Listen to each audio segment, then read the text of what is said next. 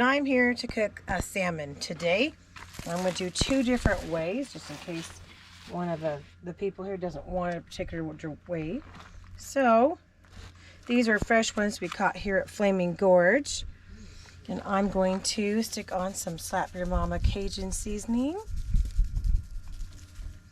Shake that down. It already comes with salt, so I don't have to salt this one.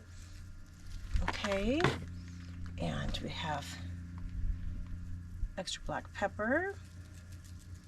Even though there's a bit in the other, I like a touch more. And then I have in here some hot chili powder. Get that on there. A little extra kick. Okay, so we already have our grill on. It's been warming up. It was on high for a little bit. We turned it down. I'm going to park that one on there, and then we'll start dressing the second one here.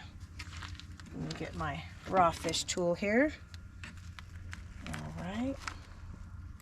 I'm going to go skin side down. It'll stay together easier that way.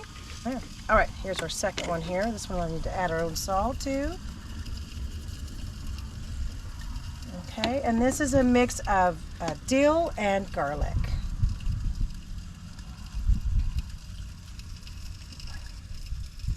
Keep the wind from taking everybody. There we go. Okay. All right. This guy on there. All right. So we're going to let it sit on this side about 10 minutes. Let it do most of the cooking. And then we'll come back and we'll flip it over just so we can finish the rest of it. Quick and easy. You can do it at home. All right. Let's check on our fish here. It's at least cooked about halfway through. You can see there's a different coloration there. Let's flip it over here.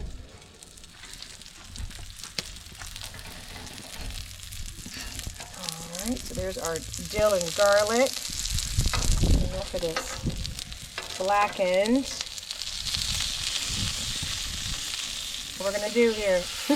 There, it's unstuck. There we go. There we go.